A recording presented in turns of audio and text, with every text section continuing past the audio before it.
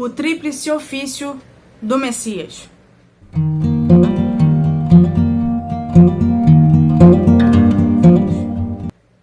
A paz do Senhor, meus amados irmãos, bem-vindos a mais uma aula de Escola Bíblica Dominical. Hoje nós vamos estudar a lição de número 3, que tem por título o Ministério de Jesus. O texto base que vai sustentar, alicerçar o estudo de hoje, se encontra em Hebreus, capítulo 5, do versículo 1 ao versículo 10. Aqui, como de costume, eu apenas vou destacar um dos versos. Nesse caso, será o verso de número 5. Por isso, eu convido você e a sua amada família a pegarem a palavra de Deus e me acompanharem na leitura do verso de hoje. Diz assim o verso número 5 do capítulo 5 de Hebreus.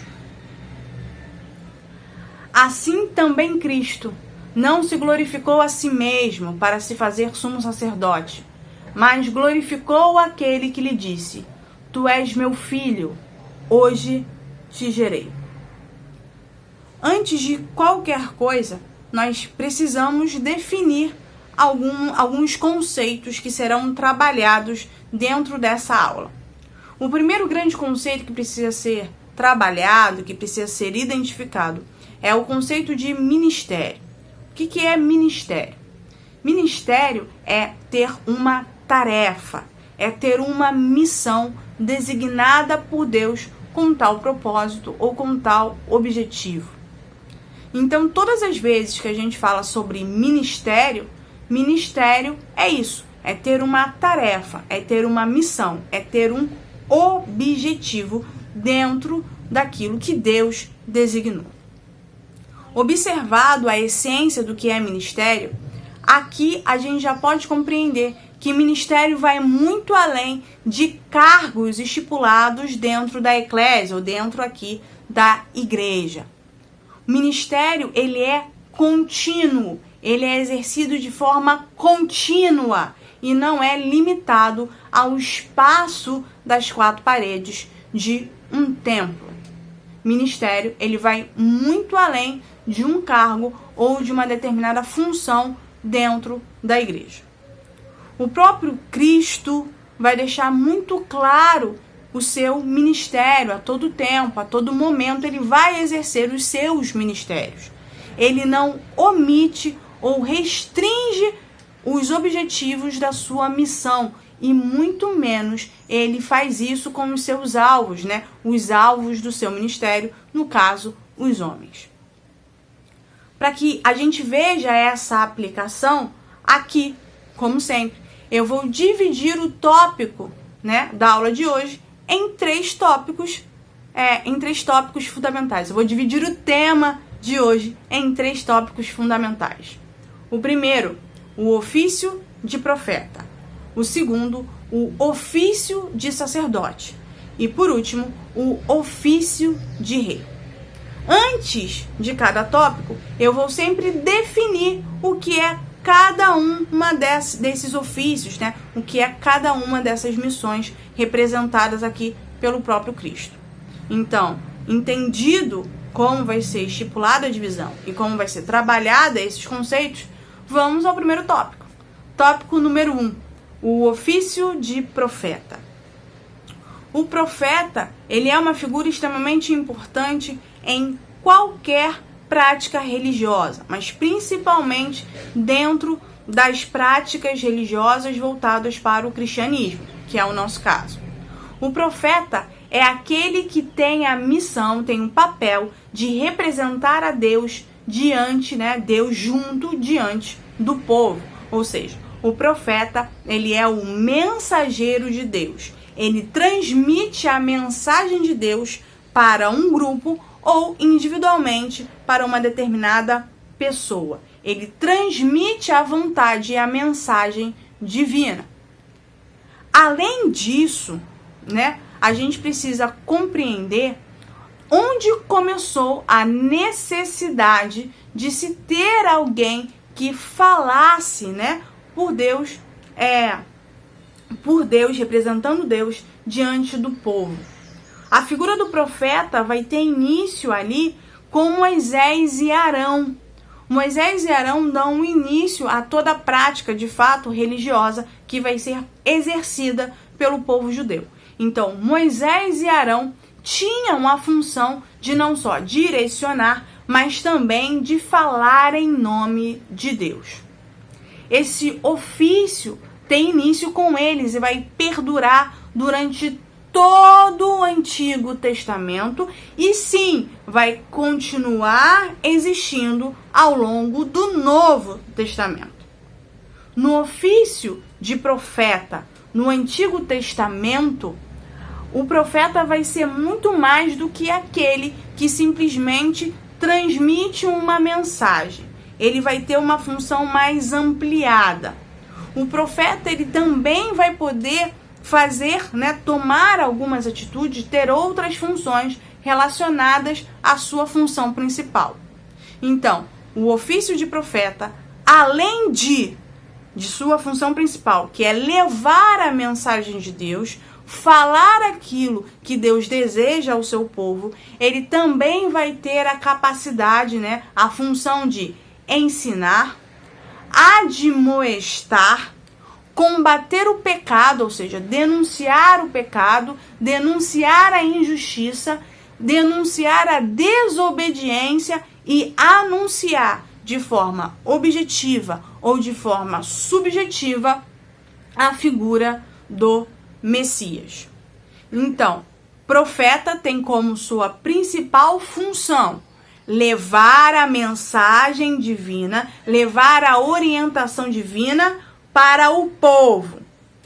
Além disso, ele tem a função de ensinar, admoestar, denunciar o pecado, denunciar a idolatria, denunciar a desobediência e anunciar de forma objetiva ou subjetiva a figura do Messias. Isso dentro do conjunto do Antigo Testamento. E quem começou a prática do ofício de profeta? Moisés e Arão. Não se preocupe, com certeza as referências vão estar aqui embaixo. Tudo bem? Então, agora que você entendeu o que é o ofício de profeta, qual é a função do profeta, nós podemos agora observar esse ofício na figura de Jesus. Ainda trabalhando com Moisés, nós vamos observar lá em Deuteronômio que existe um anúncio. Moisés faz um anúncio. Que anúncio é esse que Moisés faz? Moisés anuncia que haverá um profeta com autoridade e poder semelhantes a ele. Isso se cumpre milênios depois, anos depois, séculos depois, na figura de Jesus. Tá bom, Manuel? Se isso se cumpre na figura de Jesus, aonde está o sustento desse cumprimento? Onde está, o sustento dessa afirmativa? Se encontra no livro de Atos, no capítulo 7, no versículo 37. Ali, os apóstolos, no caso aí o apóstolo Paulo, vai deixar muito claro que Jesus nada mais é do que o cumprimento histórico do anúncio que Moisés fez com relação a um profeta de autoridade e um profeta que seria semelhante a ele, no quesito de autoridade e intimidade com o próprio Deus, tá bom? Então, podemos ver através disso, tá? A gente pode ver através desse texto, desse contexto apresentado, que Jesus cumpre aquilo que Moisés, como profeta também, anuncia ao povo. Para que isso fique mais claro, de forma mais objetiva, é simples, é só você pegar a figura de Moisés, as práticas mosaicas, as atitudes mosaicas, aquilo pelo qual Moisés passou, e analisar com as atitudes e por aquilo que Jesus passou. Aqui vale um estudo aprofundado, fazendo um paralelo entre os dois. Aqui no caso, como é uma aula mais rápida, eu apenas vou fazer 2 paralelos principais, mas existem outros paralelos que podem ser feitos com estudo e cuidado. Então vamos lá. Moisés, Moisés, em um determinado momento, ele vai fazer o quê? Para dar água ao povo, né? Para matar a sede do povo, ele vai fornecer água. Como? Quando ele fere a rocha. Então, Moisés fere a rocha para fornecer água, para matar a sede. Jesus, naquele episódio ali do poço, ele se mostra como a fonte de água viva. Então, Moisés fere a rocha para dar água ao povo. Jesus é a própria fonte de água viva, como ele mesmo se apresenta na fonte ali com a mulher, no episódio da mulher samaritana, tá? Segundo, além disso, além do fato do poço, né, da água, Moisés também liberta o povo do Egito, ou seja, liberta o povo do cativeiro egípcio. Jesus livra o povo da morte do pecado, ou seja, Jesus oferece a libertação, Jesus oferece a salvação. Então, dois paralelos aqui que confirmam que a profecia feita por Moisés foi cumprida na figura de Jesus. Logo, Jesus é profeta. Primeiro, Moisés liberta o povo. Jesus liberta, nos livra da morte causada pelo pecado através da salvação. Segundo, Moisés fere a rocha para matar a sede do povo. Jesus é a fonte de água viva. Ele se apresenta como fonte de água viva para a mulher samaritana. Então, sim, Jesus, como estava lá, como nós observamos no livro de Atos, cumpre a profecia que foi estipulada ali no livro, no caso de Deuteronômio. Então, Jesus é o profeta e em Jesus se aplica tudo aquilo que um profeta é. Se aplica. Aonde eu vejo isso? No próprio discurso de Cristo. No discurso de Cristo tem 3 aspectos ou 3 características que evidenciam o ofício profético de Jesus. O primeiro, no discurso de Jesus, ele sempre vai estar a favor dos mais frágeis, ou seja, dos mais necessitados, dos desamparados. Isso pertence ao caráter de um profeta. Segundo, ele faz denúncia contra o pecado. Denunciar o pecado, falar contra o pecado é uma característica de um profeta. E por último, ele anuncia fatos futuros.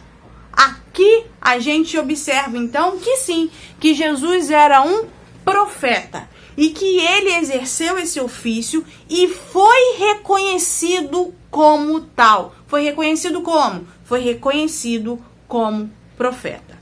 Então, recapitulando o tópico número 1, eu preciso que isso fique muito definido.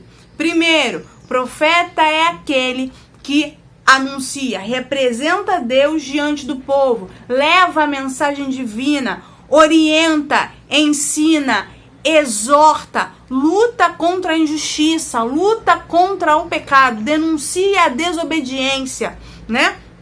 Essa é a função do profeta, porque ele é o representante de Deus, tá certo? Segundo, no discurso de Jesus, 3 características de um profeta aparecem, que é defender os mais frágeis, os mais fracos, né? Aquele que tem maior necessidade. Segundo, denunciar o pecado. E terceiro, ele anuncia coisas que virão, ou seja, ele anuncia coisas do futuro. E terceiro e último, Jesus é o cumprimento do anúncio feito por Moisés lá em Deuteronômio, quando Moisés anuncia que virá um profeta semelhante a ele e com autoridade. Então, Jesus exerceu o ofício de profeta? Sim, Jesus exerceu durante o seu ministério o ofício de profeta. É errado eu falar que Jesus é um profeta? Não, é correto, é coerente e corresponde com uma das características do Messias, tá? Então, entendido o ofício do profeta e aonde eu encontro esse ofício? Na figura de Jesus, Vamos então agora para o tópico número 2, o ofício de sacerdote. Se o profeta era aquele que representava Deus perante o povo, o sacerdote faz o caminho contrário. Ele representa o povo diante de Deus, junto de Deus. Esse é o trabalho sacerdotal. No Antigo Testamento, né, a gente vai reparar que se a gente pega a figura de Jesus e chama Jesus de sacerdote, tem algo aqui que não faz muito sentido. Por quê?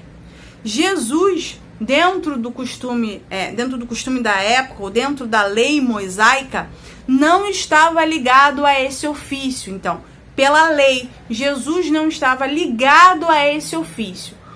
Porém, o ofício sacerdotal já era exercido e reconhecido antes da lei mosaica, antes da profissão ou do ofício arânico, ou seja, né, do ofício de Arão e da tribo de Levi.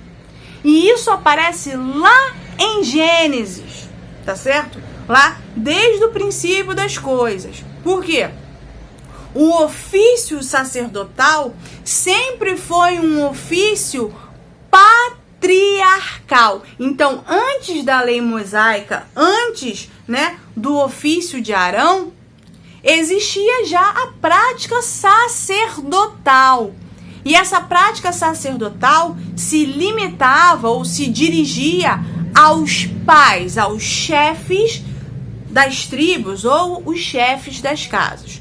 No caso do mundo hebreu, quem exercia o papel ou a função sacerdotal eram os patriarcas. Nesse caso, Noé exerceu função sacerdotal. Abraão exerceu papel sacerdotal. E o melhor de todos os exemplos de sacerdócio patriarcal é Jó. Jó exerceu função de sacerdote. Quando ele ia fazer oferendas, ia fazer sacrifícios a Deus, não só por ele, mas também por quem? Pelos seus filhos. Então, a função do sacerdote já existia muito antes da lei mosaica ou do ofício arânico, ou do ofício ali estabelecido por Deus através de Arão e de Moisés. O melhor de todos os exemplos de prática sacerdotal fora ali do exemplo de Moisés e de Arão é o caso de Melquisedeque. Melquisedeque é um exemplo de reconhecimento de sacerdote. Você vai ver ali que Abraão, o texto vai estar aparecendo aqui como referência, tá? Você vai reparar que o que acontece com Abraão e Melquisedeque? Abraão reconhece Melquisedeque como o quê? Como sacerdote do Deus Altíssimo. E isso fica tão claro que Abraão dá dízimo a quem? Oferta o dízimo a quem? A Melquisedeque. Então a gente vai observar que a função sacerdotal sempre existiu, independente ali, né, muito antes da questão da lei mosaica ou do ofício arânico. Eu sei que eu tô repetindo muito isso, mas é que eu preciso que isso fique bem fixo para que você aprenda, tá bom? Então existia antes. Então Jesus não estava ligado ao ofício sacerdotal pela lei mosaica ou pela tribo de Levi, né? Ou aí por descendência de Arão. Não, Jesus estava ligado ao ofício sacerdotal que existia muito antes, ao ofício sacerdotal, que já tinha sido representado tanto pelos patriarcas quanto pela figura, pelo personagem aí, no caso não é um personagem porque realmente ele é uma personalidade, de Melquisedeque. Então, nesse sentido, aquele que oferecia sacrifícios, ele servia como o quê? Aquele que oferecia os sacrifícios, ele servia como mediador entre Deus e o homem, entre Deus e o pecador. Então, o sacerdote, ele fazia essa função. Independente dele ser lá um sacerdote patriarcal do início de tudo, ou sendo um sacerdote arânico ou mosaico, né? Do ritual ali hebreu. Independente do momento, do contexto histórico que o sacerdote foi aplicado, ele tinha a função de quê? De ser o mediador.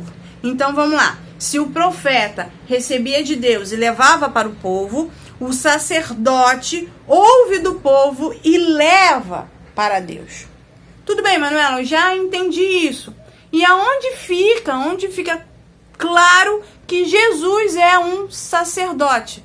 Simples. É no fato dele não só ser aquele que vai mediar, como ser a própria oferta e o próprio ofertante. O que eu quero dizer com isso aqui? Jesus, ele é ofertante, ele se oferece a Deus em sacrifício.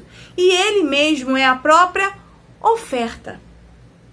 Então, ele é aquele que vai se colocar, vai dizer, não, aqui eu tô fazendo uma conjectura, tá? Não, eu vou como seu filho para ser o sacrifício perfeito pelo homem. Eu não vou só ser aquele que vai mediar esse relacionamento entre o Senhor, entre o Pai e o homem. Não, eu vou ser mais do que isso. Eu vou ser a própria oferta e o próprio ofertante. Jesus se entrega ao Calvário por livre e espontânea vontade, por livre e espontâneo amor pela criatura. Então Jesus, ele é sacerdote primeiro. Ele pode? Pode. Não segundo a lei ou estabelecimento da lei mosaica ou da representatividade, de Arão, mas porque antes da lei já existia o ofício sacerdotal e era ali praticado pelos patriarcas da nação de Israel. Vamos combinar? Jesus, ele era descendente de Davi. Davi não pôde ser sacerdote porque ele tinha as mãos ali sujas de sangue. Tem até aquele episódio que ele não pode construir o templo por causa disso, porque ele tem a mão suja, a mão contaminada. Mas Jesus, ele é o sacrifício perfeito. Jesus, ele era perfeito. Então, ele podia ser o sacerdote. Ele tinha condições de ser porque ele não tinha nada sujo, não tinha nada... não tinha nenhuma mácula na sua pessoa. E ele poderia exercer porque já havia aqui um acontecimento antes, já havia uma prática antes da lei estabelecida. Então, por causa dos patriarcas e por causa de Melquisedeque, Jesus sim podia ser chamado de sacerdote. Primeiro, porque já existia. Segundo, porque ele era foi o próprio ofertante, aquele que vai se colocar ali para entregar a oferta, e foi a própria oferta. Então, sim, tá? Jesus pode ser chamado, sim, de sacerdote. Ele vai servir como mediador entre nós, os homens. Na verdade, é ele que religa, por causa do seu sacrifício, o nosso relacionamento com Deus, e por ele ter sido aí o ofertante e a oferta. Mesmo ele não tendo sido descendente ali, ou viver na tribo de Levi, ou ser descendente de Arão, Jesus pode ser sim chamado de sacerdote. Jesus foi o sacerdote perfeito e por isso responsável pela tarefa de resgatar aí a humanidade. Outro fator, além, obviamente, da morte, né? Existia um problema dentro do sacerdócio. O sacerdote, toda vez, ele acabava morrendo. Ele era um homem, ele era falho. Então, a figura do sacerdote humano não era perfeito. Se o sacerdote fosse bom, fosse correto, fosse coerente, ele conseguia fazer os seus ofícios, né? Ele conseguia exercer o seu ofício perante a Deus com integridade. Só que a gente sabe em vários episódios que os sacerdotes não eram perfeitos, porque eram humanos e cometiam falhas e grandes falhas. Então isso provocava as falhas do homem, do sacerdote homem, acabava ali criando rupturas, não mantendo um relacionamento contínuo entre Deus e os homens. Ele ficava ali no meio. Então, por causa das falhas e dos erros dele, muitas vezes, né, a relação entre Deus e o seu povo, ou aquilo que o povo levava a Deus, não era perfeito, não era constante, não mantinha um vínculo contínuo.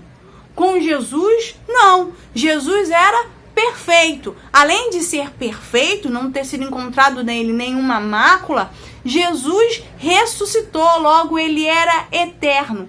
Então, quando Jesus entra como figura sacerdotal, não existe mais oscilação entre o relacionamento entre o homem e Deus.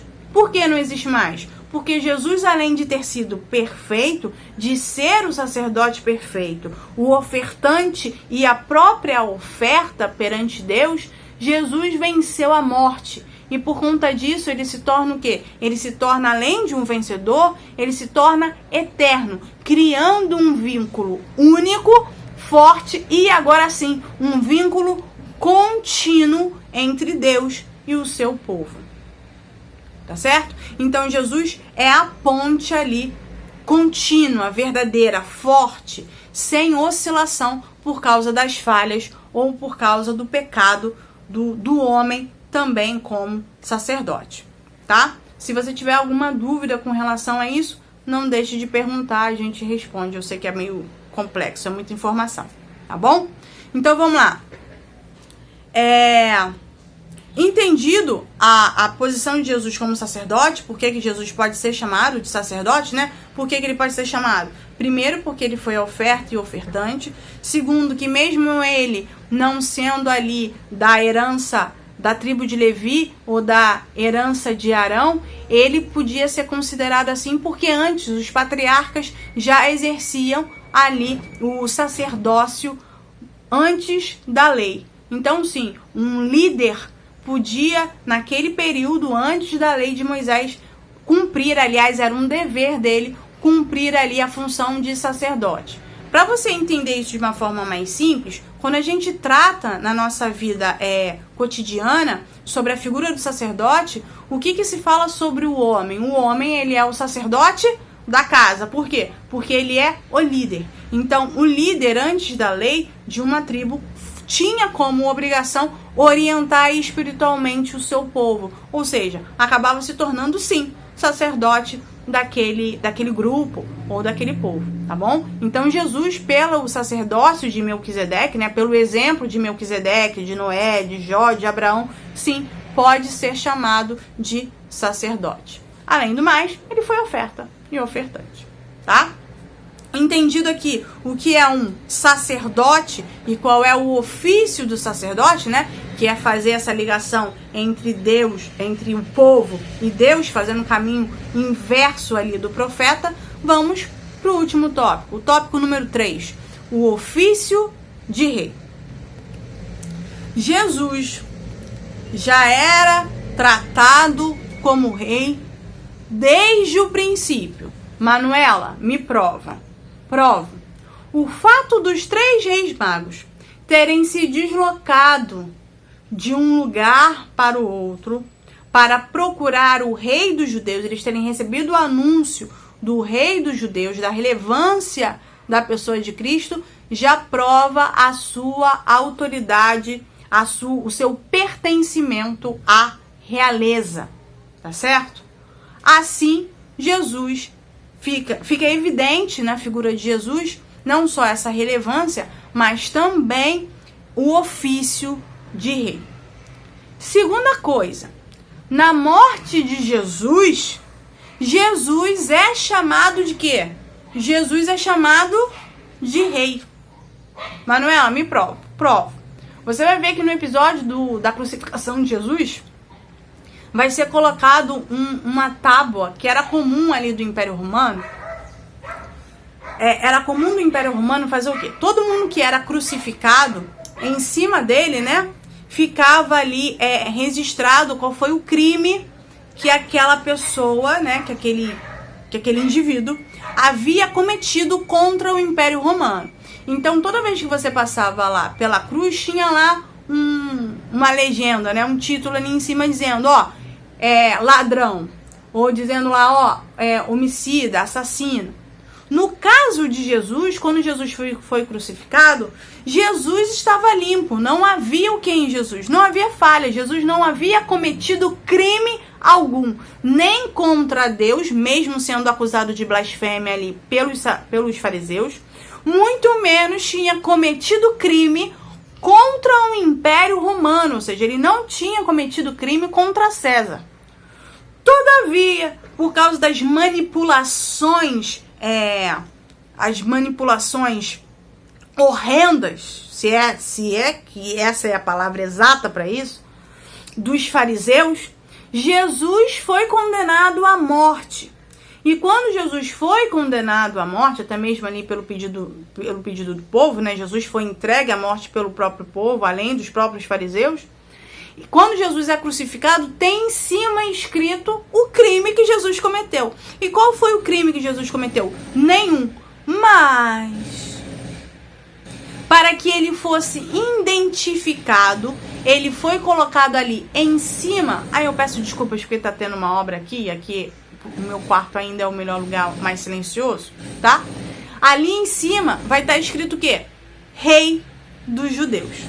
Então, no nascimento de Jesus, por causa dos 3 reis magos, eu já tenho ali uma identificação de realeza. Olha só, nenhum rei vai se deslocar do seu império, do seu reinado, do seu reino, melhor dizendo, para ir até a Jerusalém, para ir até Belém, ao encontro de uma criança que acabara de nascer, se essa criança não tivesse o quê? Se não tivesse relevância real, ou seja, se não tivesse realeza. Para comer isso aí, né, dos nossos entendimentos. Segundo, na morte, ó, voltamos para a aula, ó, no nascimento e na morte, Jesus também foi chamado de quê? Foi chamado de Rei dos Judeus. Então, Jesus tinha o 3º ofício de rei? Sim. Sem falar que Jesus era descendente de quem? Jesus era descendente de Davi, né? O que era necessário para se cumprir de novo a profecia, ou seja, de novo cumprir uma promessa feita por Deus ao próprio Davi, que a sua linhagem, né, a sua dinastia, ela permaneceria, a sua casa permaneceria como realeza de Israel por toda a eternidade. Então Jesus aqui, ele está cumprindo função de rei, está cumprindo. Primeiro, no seu nascimento, ele desloca pessoas importantes para levar presentes e se apresentarem diante da criança. Segundo, na sua morte, o próprio Império Romano vai dizer o quê? Que Jesus é rei dos judeus. E terceiro, ele é o cumprimento daquilo que Deus prometeu ao seu servo, aquilo que Deus prometeu a Davi, que o trono de Davi, permaneceria eternamente. Mas tem um problema.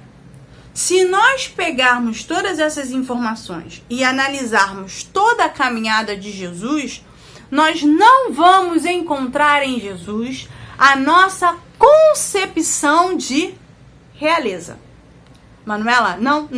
Porque quando você imagina um rei, você imagina como? Você imagina como uma pessoa altiva, que usa tudo do bom e do melhor, né? Só você olhar ali a rainha da Inglaterra, toda pompa, tudo de bom, taça de ouro, cristal, coroa pesada de ouro, né? Sempre mostrando a pompa e sempre mostrando o quê? A sua superioridade. Quando a gente vai observar Jesus era rei? Era. Eu já provei para você que ele foi identificado sim como rei. Mas dentro da nossa concepção de rei ou de realeza, Jesus não corresponde às nossas expectativas. E eu vou provar para você. Primeiro, Jesus trocou o trono terreno, ou seja, a possibilidade de se sentar num trono dos homens, e ele podia fazer isso. Ele era próprio Deus, ele era dono de todas as coisas, ele podia reivindicar para si o trono humano. Poderia, mas ele trocou o trono dos homens, como acontece no episódio do deserto, pelo quê? Pela cruz. Controvérsia, né? O trono era muito mais confortável do que a cruz. Na aula passada eu disse para vocês a situação em que Jesus se encontrava na cruz. Trocar o trono por uma cruz não é uma decisão de rei, ou de realeza, ou de alguém que tem algum poder. Segunda coisa, Jesus trocou a coroa de ouro, de diamante, aquela coroa linda, maravilhosa, com pelugem, pelo quê? Por uma coroa de espinhos. Entre uma coroa de ouro e uma coroa de espinhos, Jesus, que era rei, escolheu o quê? A coroa de espinhos. Então, Jesus troca o trono pela cruz. Já é uma grande incoerência. Segunda coisa, Jesus, incoerência dentro da nossa perspectiva como homens, tá bom?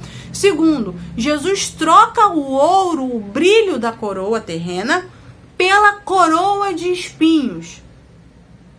Outra aqui, dentro da nossa concepção, incoerência. E ele troca o poder pelo amor. Manuela, Jesus trocou o poder pelo amor? Sim, Jesus troca o poder pelo amor.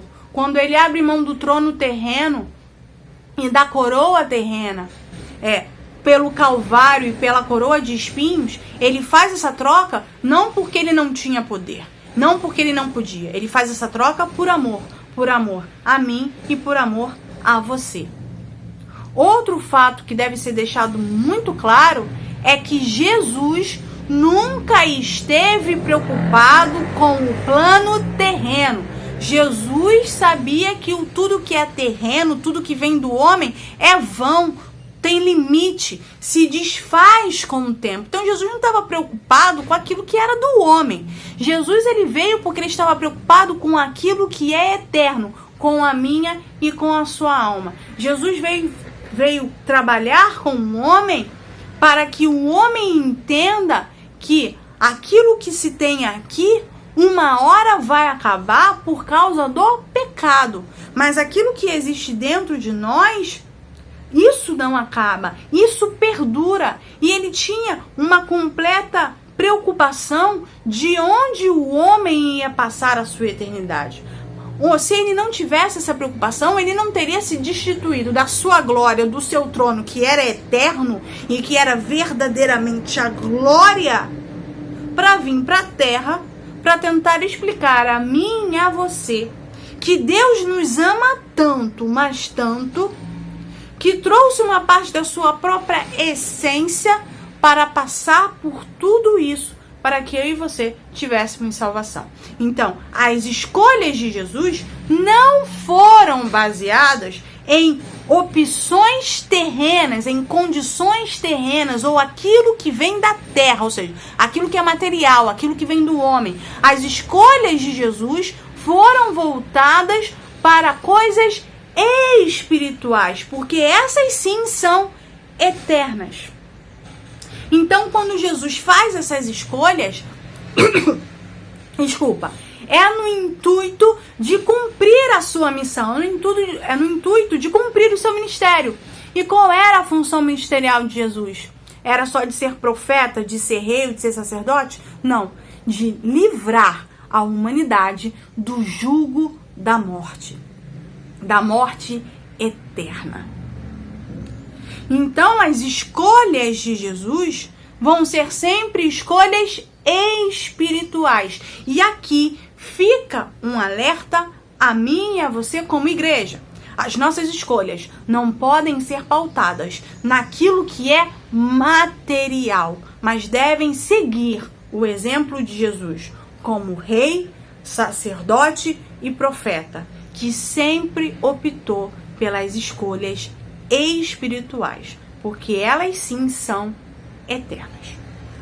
Então, concluindo a aula de hoje, né? Você aprendeu que Jesus, ele é o quê? Que ele tem um tríplice ministério. Ele exerce 3 ministérios nele mesmo. O primeiro, o de profeta. Ele leva a mensagem de Deus para o homem. Ele podia ser? Podia. Ele carregava no seu discurso e na sua conduta tudo aquilo que um profeta deveria carregar. Que é o quê? Combate ao pecado, ajudar os mais frágeis, ajudar os mais necessitados, combater o pecado, combater a injustiça, combater a desobediência, falar contra a idolatria e também anunciar eventos futuros. Então, Jesus fez tudo isso? Fez. Jesus era profeta, além dele ser o cumprimento daquilo que Moisés anunciou lá atrás no Antigo Testamento. Segunda coisa, Jesus era sacerdote? Sim, não pela lei mosaica, mas sim pelo contexto patriarcal, seguindo ali os exemplos dos patriarcas e principalmente pela figura de Melquisedeque, que foi reconhecido por Abraão como sacerdote. Isso significa que o sacerdócio já era exercido antes daquilo que foi estabelecido por Deus através de Moisés e Arão. Então, Jesus pode ser chamado de sacerdote, sim, pela perspectiva dos patriarcas e de Melquisedeque, e segundo, porque ele não foi só o sacerdote, ele foi a oferta e o ofertante. Terceiro, Jesus é rei. Jesus é rei? Sim, Jesus é rei. Ele governa sobre todas as coisas. Onde se apresenta, melhor dizendo, a figura real de Jesus. Primeiro, no seu nascimento, com o deslocamento dos 3 reis magos. Segundo, na sua morte, onde no topo da sua cruz, no topo do seu sacrifício, foi ali declarado que o crime de Jesus foi apenas ser rei dos judeus. Só que eu acho que você não reparou que dentro desses 3 ofícios existe uma singularidade, existe algo que nos chama a atenção. Todos esses 3 ofícios eram ofícios que necessitavam da investidura da unção. Os 3 ofícios de Jesus não eram qualquer ofício, ou seja, não eram qualquer ministérios. Eram ministérios que necessitavam do derramamento da unção. Então, o profeta precisava do derramamento do óleo. O sacerdote precisava do derramamento do óleo. E o rei também precisava do derramamento do óleo. Ô Manuela, então se Jesus tem esses 3 ministérios, e esses 3 ministérios precisavam, para serem ali identificados, para serem consagrados, para serem ali manifestados, tanto espiritualmente quanto materialmente, precisavam da investidura da unção, aonde acontece a investidura da unção, onde acontece a investidura do óleo na figura de Jesus. Entenda bem, o óleo ele é apenas um simbolismo do derramamento do Espírito Santo sobre aquela pessoa, sobre o rei, sobre o profeta, sobre o pastor, sobre o sacerdote, Então, o óleo representa o quê? O derramar do Espírito Santo de Deus. Como Jesus ia obter 3 investiduras, ele precisava também passar pelo derramamento do Espírito Santo. Então, aonde isso aconteceu? Na ocasião do batismo de Jesus. O que acontece no batismo de Jesus? No batismo de Jesus, João Batista mergulha ele, mergulha Jesus, e quando ele retorna, o que acontece? Abre o céu, uma pomba desce e você ouve a voz de Deus dizendo o quê? Este é o meu filho em quem me compraz, ou seja, em quem eu me alegro, em quem eu tô aqui investindo. Quando isso acontece, você tem não só as 3 investiduras da unção, porque o próprio Espírito Santo aparece em forma de pomba, ou seja, o Espírito Santo estava ali como confirmação daquilo que Jesus é e do ministério que Jesus viria exercer, ou seja, os 3 ofícios, como o próprio Pai aparece reafirmando, confirmando, concretizando aquilo que Jesus é. Então, se um sacerdote você tinha que ir lá e derramar o óleo, se para um profeta se derramava óleo, e se para um rei também se derramava óleo, ou seja, se derramava a presença do Espírito Santo, para Jesus, que tinha as 3 investiduras, também houve investidura e derramar do Espírito Santo. Como? Na presença não só do Espírito Santo em forma de pomba, mas na presença do próprio Pai. Então, só o Messias poderia carregar essas 3 investiduras, esses 3 ofícios e exercê-los todos ao mesmo tempo durante todos os seus anos, né, os 3 anos ali da prática do exercício ministerial de Jesus. Então, enquanto nós estudarmos a figura de Jesus, nós vamos encontrar o Jesus profeta, o Jesus sacerdote e o Jesus rei, porque só ele poderia manifestar essas 3 funções, essas 3 missões, esses 3 ofícios durante toda a sua caminhada. Então, aqui nós reafirmamos com convicção e entendemos com convicção que sim, Jesus é o Messias, né? E que veio para cumprir o objetivo do Pai, que é salvar, resgatar toda a humanidade. Meus senhores, termino aqui a nossa aula de hoje. Espero que ela tenha sido construtiva e esclarecedora. Se você tiver alguma dúvida, por favor, não deixe de entrar em contato, colocar ali nos comentários o que não ficou claro. Se você faz parte da nossa igreja, você sabe aonde me encontrar. Que Deus abençoe a todos vocês e que vocês tenham um excelente domingo entendendo aquilo que Cristo fez por mim e por você lá na cruz. Que Deus a todos abençoe. Um excelente domingo. A paz do Senhor Jesus.